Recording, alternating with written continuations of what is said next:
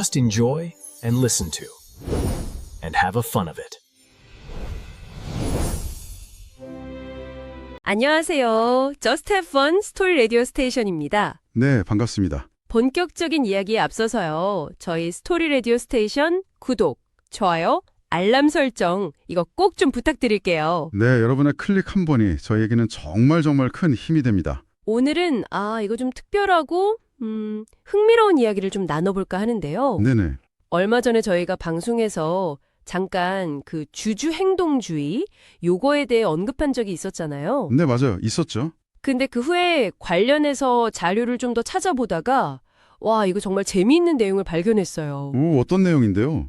그 행동주의 투자자들이 실제로 어떤 전략을 쓰는지 또 어떤 전술을 사용하는지 그 생생한 사례들이 정말 많더라고요. 아하. 나온 지는 조금 된 자료이긴 한데 그 내용이 지금 봐도 굉장히 흥미롭고 배울 점이 많았습니다. 맞아요. 사실 그게 이론만으로는 좀 딱딱할 수 있잖아요. 그렇죠. 그래서 오늘은 그런 딱딱한 이론 설명보다는요.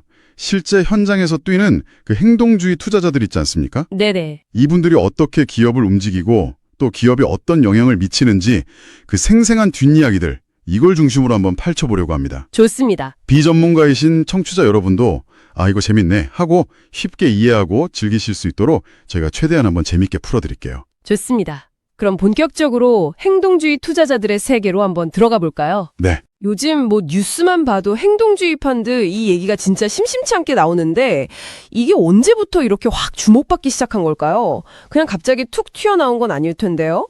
그럼요. 그렇죠. 사실 이게 2000년대 들어서면서 행동주의 투자가 그야말로 폭발적으로 성장했어요. 폭발적으로요? 네. 관련된 헤지펀드 숫자도 엄청나게 늘었고요. 굴리는 돈, 그리고 운용자산 규모도 정말 기하급수적으로 증가했죠. 어느 정도였는데요? 예를 들면요. 2005년만 해도 이 행동주의 전략을 쓰는 펀드 매니저가 한 77명 그 정도였거든요. 네.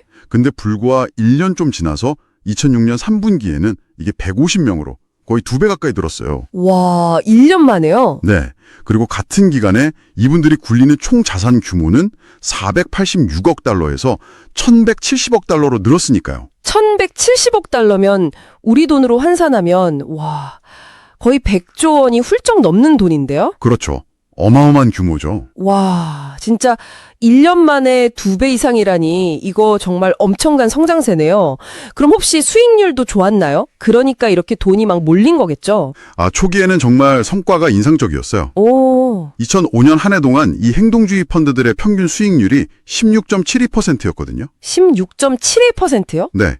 이게 그 당시 S&P 500 같은 시장 평균 수익률 2004년 기준으로 한 10.86% 정도였는데 이걸 훨씬 웃도는 수치였죠. 와, 물론 매년 시장을 이긴 건 아니지만 초기에 이런 높은 수익률을 보여주면서 투자자들의 관심을 그냥 확 끌어모은 거죠. 그렇군요. 그럼 도대체 왜 이렇게 2000년대 들어서 이 행동주의 투자가 핫해진 걸까요? 뭔가 좀 시대적인 배경 같은 게 있었을 것 같은데요? 네, 여러 요인이 좀 복합적으로 작용했습니다. 우선 돈의 흐름 자체가 바뀌었어요. 돈의 흐름이요? 네, 2000년대 초반에 헤지펀드 산업 전체가 엄청나게 커졌거든요. 굴리는 돈이 많아지니까 당연히 새로운 투자처를 찾아야 했고 또 더 높은 수익률을 내야 한다는 압박도 커졌죠. 네. 바로 이때 가만히 앉아서 시장 좋아지기만 기다리는 게 아니라 직접 기업에 개입해서 변화를 만들고 수익을 내는 이 행동주의 투자가 아주 매력적인 대안으로 떠오른 겁니다. 돈이 많아지니까 좀 더 적극적으로 움직이기 시작했다. 이런 거군요. 그렇죠. 혹시 다른 금융 플레이어들의 영향? 이런 것도 있었나요? 예를 들면 사모펀드 같은? 정확해요. 그게 또 다른 아주 중요한 요인인데요. 바로 사모펀드, PE라고 하죠. 프라이빗 에쿼티. 이 PE의 영향력 확대입니다. PE, 사모펀드요? 네. 사모펀드는 아시다시피 기업을 통째로 사들인 다음에 구조조정을 하든 뭘 하든 해서 가치를 확 끌어올려서 비싸게 되파는 그런 바이아웃 전략으로 유명하잖아요. 네, 그렇죠. 바이아웃. 특히 그 차입 매수, LBO라고 하는데요. Leveraged Buyout. 인수할 회사의 자산을 담보로 돈을 빌려서 그 돈으로 회사를 사는 약간은 공격적인 방식으로 덩치를 피워왔죠. LBO 들어본 것 같아요. 네, 행동주의 투자자들이 바로 이런 사모펀드의 전략을 아주 눈여겨보고 배우기 시작한 거예요. 아, 때로는 우리도 저렇게 해보자 하면서 비슷한 전략을 쓰기도 하고 아예 사모펀드랑 손잡고 특정 기업에 들어가기도 하고요. 네. 또 반대로 어떤 기업 인수를 놓고 막 경쟁하기도 하면서 서로 영향을 주고받은 거죠. 아하, 그러니까 옆 동네 잘 나가는 사모펀드 전략을 벤치마킹했다. 이것도 되게 흥미롭네요. 그렇죠. 그럼 또 다른 이유는 없을까요? 빼놓을 수 없는 게 바로 M&A, 즉 기업 인수합병 시장의 활황이에요. M&A요? Mergers and Acquisitions? 네, 맞습니다. 인수합병. 2000년대 초반에 기업들끼리 서로 막 사고 파는 M&A가 정말 활발했거든요. 네. 이런 분위기 속에서 행동주의 투자자들이 활동할 무대가 확 넓어진 거죠. 어떤 식으로요? 예를 들어서 어떤 회사가 다른 회사를 인수하려고 해요. 그런데 갑자기 행동주의 펀드가 딱 나타나서 인수 대상 회사의 주식을 사들인 뒤에 야, 가격 더 높여라 하고 목소리를 높인다거나 네. 아예 이 거래 반대, 다른 데 파는 게 훨씬 낫다 이러면서 판 자체를 막 흔드는 경우가 많아졌어요. 아, M&A 판에 끼어들어서 이익을 챙긴다, 뭐 이런 거군요. 마치 경매장에서 막 값 올리는 사람처럼요? 네, 딱 그런 비유가 맞을 수도 있겠네요. 실제로 2005년에 미국 통신회사 MCI 인수전이 아주 대표적인 사례인데요. MCI요? 네, 원래 버라이즌이라는 회사가 MCI를 인수하기로 했는데 큐에스트라는 경쟁사가 더 높은 가격을 부르면서 경쟁이 붙었죠. 네. 이때 엘리엇 어소시에이츠 같은 행동주의 펀드들이 끼어들어서 MCI 주주들한테 더 유리한 쪽으로 팔아야 한다. 뭐 이렇게 압박하면서 가격 경쟁을 부추겼어요. 와, 결국 버라이즌이 처럼 제안했던 것보다 훨씬 비싼 값에 MCI를 사게 됐죠. 이렇게 M&A 거래 중간에 뛰어들어서 판을 키우고 이익을 얻는 걸 딜 점핑이라고 부르기도 합니다. 딜 점핑? 와, 정말 적극적이네요. 그런데 이런 시장 환경 변화 말고 혹시 뭐 기업 내부의 문제점 같은 거, 이런 것도 행동주의를 부추긴 요인이 됐을까요? 아, 물론이죠. 그게 바로 네 번째 요인인데요. 기업 스캔들과 그에 따른 규제 강화입니다. 아, 기업 스캔들이요? 네. 2000년대 초반에요.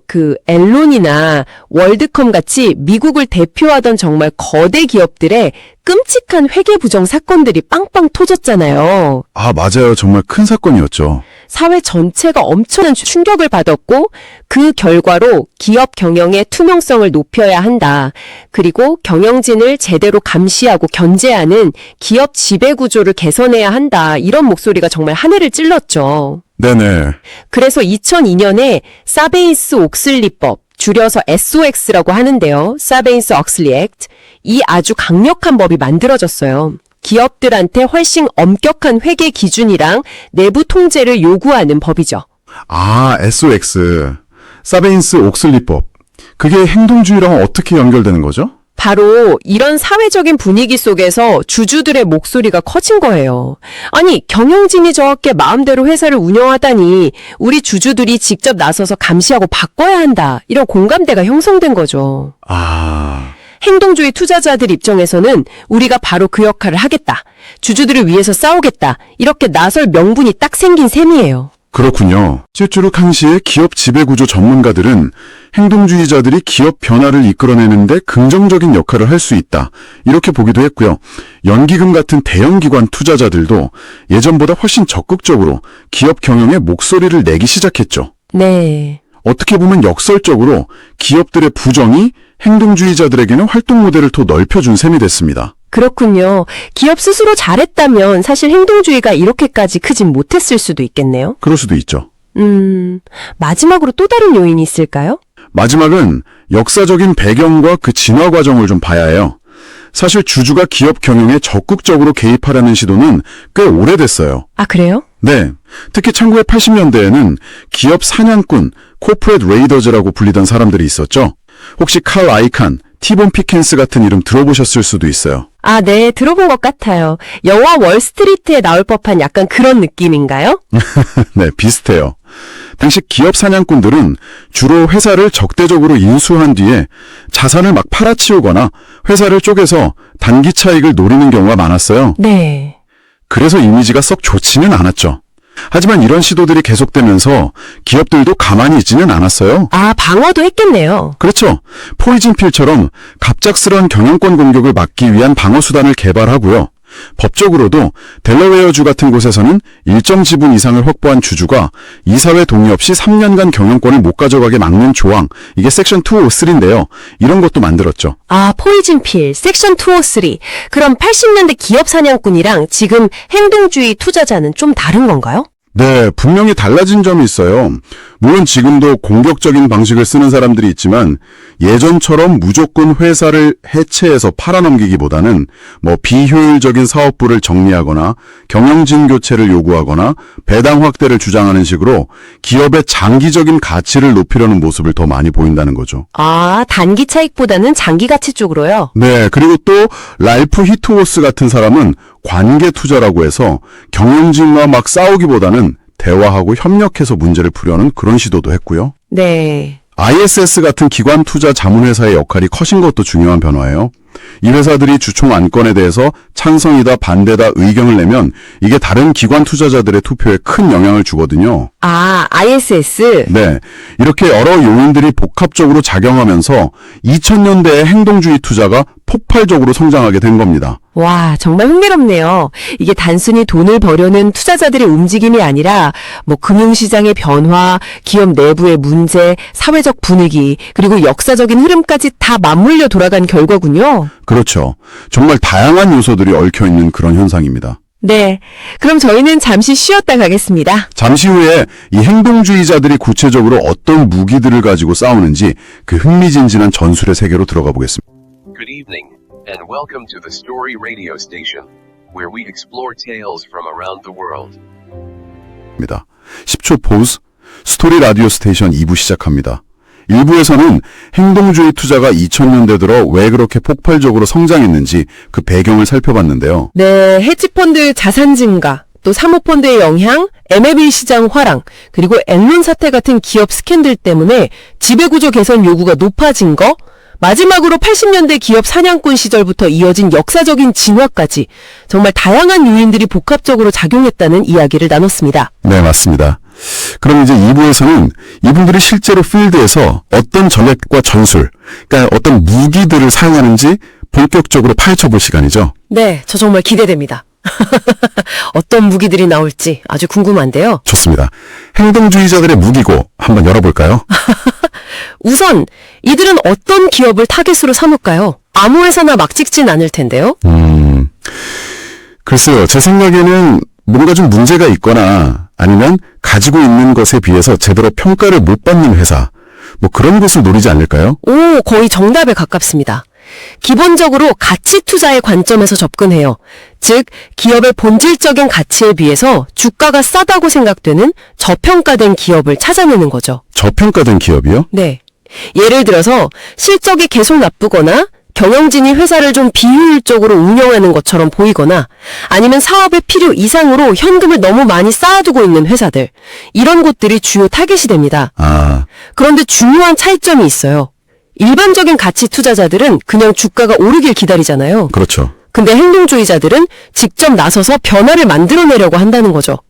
우리가 나서야 이 회사가 제대로 된다. 약간 이런 느낌? 그래서 스스로를 마지못해 나서는 행동주의자, reluctant activist라고 부르기도 해요. 하하, 마지못해 나선다니 그거 참 재미있는 표현이네요. 자, 그럼 타겟을 정했다면 이제 드디어 무기를 꺼내는 건가요? 첫 번째 무기는 뭔가요? 네.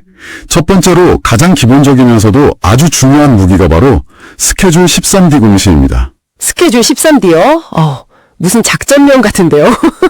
네, 미국 증권거래위원회 SEC 규정인데요. 어떤 투자자가 특정 상장회사의 주식을 5% 이상 사게 되면요. 열흘 안에 SEC에 보고서를 내야 해요. 5% 이상 사면요? 네. 이때 만약에 단순히 투자 목적으로 조용히 들고만 있을 거다. 그러면 13G라는 서류를 내면 되는데요. 13G? 만약 나는 이 회사 경영에 적극적으로 관여할 생각이 있다. 이런 의도가 있다면 스케줄 13D라는 훨씬 더 자세한 내용을 담은 서류를 제출해야 합니다. 아하, 13D는 다르군요. 네, 왜 샀는지, 앞으로 뭘 할 건지 등을 다 밝혀야 하죠. 아하, 그러니까 13D는 나 여기 5% 이상 주주됐고 앞으로 한마디 할 거야 라고 시장에 공식적으로 선전포고를 하는 셈이군요. 정확해요. 일종의 출사표죠. 내가 여기 깃발을 꽂았다. 변화를 기대하라. 이런 신호를 시장 전체에 보내는 거예요. 네. 재미있는 건 이 13D 공시 자체가 주가를 움직이기도 해요. 아, 진짜요? 네. 행동주의 펀드가 들어왔네? 뭔가 좋은 일이 생기려나?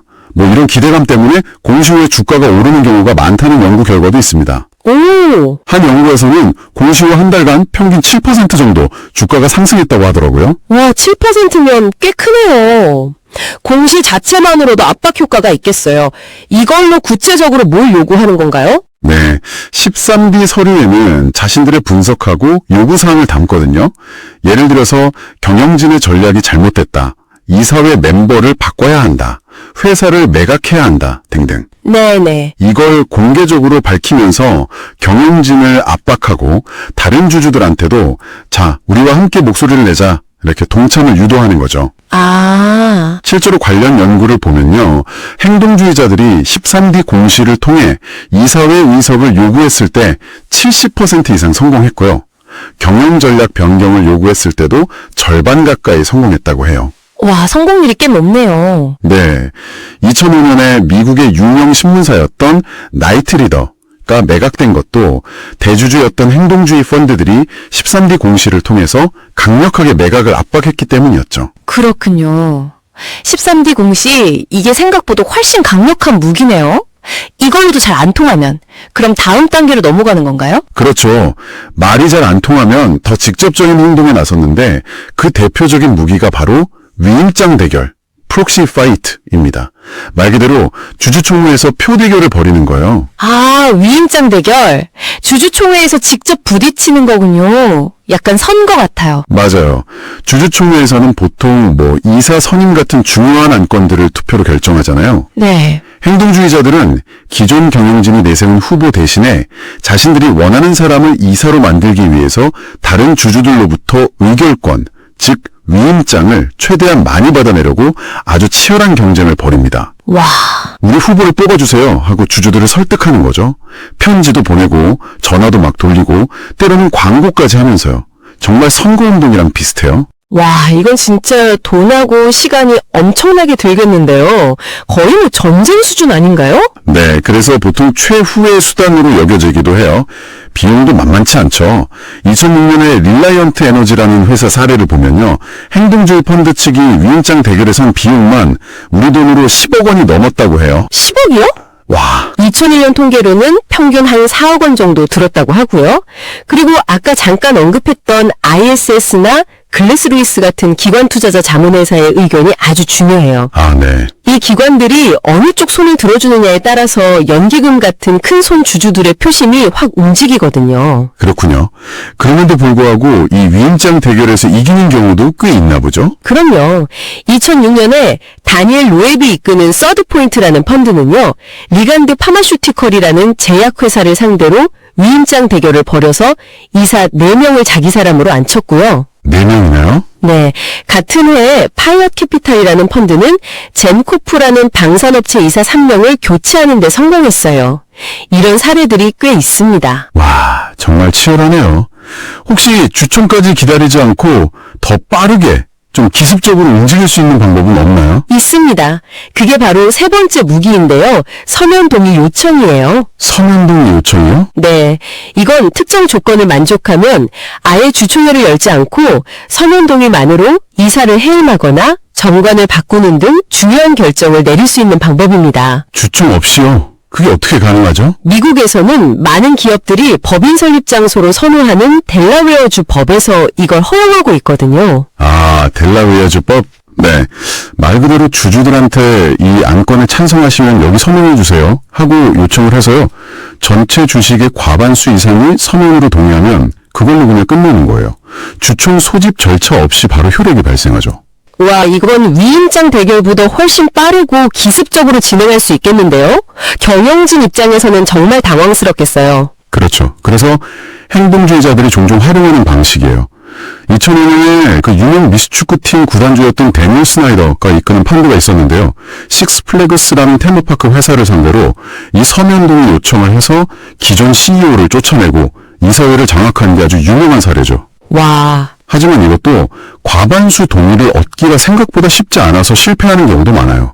그 유명한 카라이컨도 인클론 시스템즈라는 회사를 상대로 이걸 시도했다가 결국 완전히 장악하지는 못하고 이사회 의석몇 개 언론선에서 타협하기도 했어요. 아, 성공하면 강력하지만 이게 또 쉽지만은 않은 무기군요. 그렇죠. 또 다른 건 없나요? 네 번째는 특별주주총회 소집 요구예요. 특별주주총회요? 네, 정기 주총 말고 임시로 주총을 열자고 요구하는 거죠. 보통 좀 급격하게 결정해야 할 사안이 있거나 정기 주총까지 기다릴 수 없을 때 이 카드를 꺼냅니다. 네. 예를 들어서 회사 매각처럼 아주 중대한 사안을 빨리 결정짓고 싶을 때 특별 주총 소집을 요구해서 주주들의 뜻을 묻고 경영진을 압박하는 거죠. 아, 2005년에 멀티미디어 게임즈라는 회사는 행동주의 펀드의 특별 주총 소집 요구 끝에 결국 새로운 이사 3명을 받아들여야 했어요. 이것도 상당한 압박수단이 될 수 있겠네요. 자, 이제 마지막 무기인가요? 왠지 이게 가장 좀 시끄러울 것 같은 느낌이 드는데요. 예리하신데요. 마지막 5번째 무기는 바로 여론전과 압박. 좀 더 전문적인 용어로는 사회적 지렛대라고 부르는 전략입니다. 사회적 지렛대요? 아, 그건 뭔가요? 이건 언론 홍보, 광고, 공개서한 발송, 심지어 비판적인 내용을 담은 웹사이트 운영 같은 방법을 총동원해서요. 회사나 경영진을 공개적으로 망신 주고 압박하는 전략이에요. 네. 여론을 자기 편으로 만들어서 마치 지렛대처럼 활용해서 상대를 굴복시킨다고 해서 이런 이름이 붙었죠. 와, 이건 정말 직접적이네요. 거의 인신공격 수준까지 가는 경우도 있겠는데요. 네, 때로는 정말 과격하고 노골적인 방식을 쓰기도 해요. 예를 들어서 2003년에 체프먼 캐피털의 로버트 체프막이라는 투자자는요, 캐나다 애니메이션 회사 시나의 CEO를 몰아내려고 캐나다 유력 일간지에 그 CEO 얼굴 사진이랑 함께 Help Wanted, 사랑구함라는 문구를 넣은 전면 광고를 실었어요. 와, 광고로요? 네, 마치 현상수배범처럼 보이게 만들어서 공개적으로 망신을 준 거죠. 이 사람은 워낙 거친 언사로 유명해서 폭도 선동가라는 별명까지 얻었을 정도예요. 와, 폭도 선동가라니 정말 수단 방법을 가리지 않는 느낌인데요. 이런 여론전이 효과가 있나요, 근데? 네, 생각보다 효과가 크다고 해요. 전문가들도 언론을 통한 압박이 매우 효과적이라고 말할 정도니까요. 네. 부정적인 여론이 형성되면 회사의 이미지나 평판이 나빠지고요. 경영진은 엄청난 심리적 압박을 느끼게 되죠. 당연히 주가에도 영향을 미치고요. 와, 오늘 행동주의 투자자들을 쓰는 무기들을 쭉 살펴봤는데 정말 다양하고 치밀하네요. 13대 공시로 시작해서 위임장 대결, 서면 동의 요청, 특별 주총 소집, 그리고 마지막 여론전까지. 와, 이건 단순 투자를 넘어선 거의 전쟁 같아요. 그렇죠. 때로는 정말 피 튀기는 싸움이 벌어지기도 합니다. 하지만 오해하면 안 되는 게 항상 이렇게 적대적인 관계만 있는 건 아니에요. 아, 그런가요? 네. 예를 들어서 블루허버그룹 같은 곳은 처음부터 경영진과 조용히 협력하면서 기업 가치를 높이는 소위 조용한 행동주의를 추구하기도 합니다. 조용한 행동주의? 네. 무조건 싸우기보다는 대화와 타협을 통해서 윈윈하는 방식을 선호하는 거죠. 그렇군요. 항상 싸우기만 하는 건 아니군요. 그럼 이런 행동주의 투자자들의 활동이 궁극적으로 기업이나 다른 일반 주주들에게는 어떤 영향을 미칠까요? 이게 항상 좋은 결과만 가져오는 건 또 아닐 것 같은데요? 맞아요. 바로 그 지점이 아주 논쟁거리입니다. 행동주의자들이 개입하면 단기적으로 주가가 오르는 경우가 많다는 연구 결과도 있지만요. 네? 다른 한편에서는 이들이 너무 눈앞의 이익만 줬다 보니까 장기적인 투자나 연구개발 이런 걸 소홀히 하게 만들어서 결국 기업의 지속적인 성장을 해친다. 이런 비판도 끊이지 않아요. 아, 장기 성장을 해친다. 네. 또 이런 투자 방식이 이제 미국을 넘어서 유럽, 아시아, 그리고 우리나라까지 전 세계적으로 확산되고 있다는 점도 주목해야 할 현상이고요. 각 나라의 법이나 문화에 따라서 조금씩 다른 모습으로 나타나고 있습니다. 네, 오늘 행동주의 투자자들의 세계에 대해 정말 깊이 있게 파고들어 본 것 같습니다. 단순히 뉴스 기사로만 접할 때와는 전혀 다른 시각을 갖게 된 것 같아요. 네, 오늘 저희가 준비한 이야기는 여기까지입니다. 행동주의 투자는 1980년대의 그 기업 사냥꾼 시절과는 다르게 훨씬 더 복잡하고 정교한 방식으로 진화했고 금융 전략뿐만 아니라 법률, 홍보 등 다양한 전문성을 활용하면서 전 세계 기업 환경에 정말 막강한 영향력을 행사하고 있다는 점을 알 수 있었습니다. 네, 저도 아주 흥미로운 시간이었습니다. 마지막으로 이 이야기를 들으신 여러분께 질문 하나 던져보고 싶어요. 요즘처럼 시장에서 단기적인 성과에 대한 압박이 점점 더 커지는 시대에 과연 이 행동주의 투자는 기업의 지속 가능한 장기적 가치를 이끌어내는 긍정적인 동력이 될 수 있을까요? 아니면 그저 더 빠르고 쉬운 이익을 얻기 위한 고도의 압박 전략에 불과할까요? 이처럼 강력한 힘을 가진 투자자들이 가져야 할 책임의 범위는 과연 어디까지일지 오늘 저희 이야기를 들으시면서 한 번쯤 생각해 보시는 것도 좋을 것 같습니다. 네, 정말 많은 생각을 하게 만드는 질문이네요. 오늘 저희 이야기가 여러분께 세상을 이해하는 또 하나의 재미있고 유익한 창이 되었기를 바랍니다. 끝으로 다시 한번 저희 스토리 라디오 스테이션 구독, 좋아요, 알람 설정 꼭 부탁드려요. 네, 여러분의 관심이 저에게는 정말 큰 힘이 됩니다. 저희는 다음 주에 더 흥미로운 이야기로 다시 찾아오겠습니다. 지금까지 클레어, 텍스터였습니다. Just Have Fun.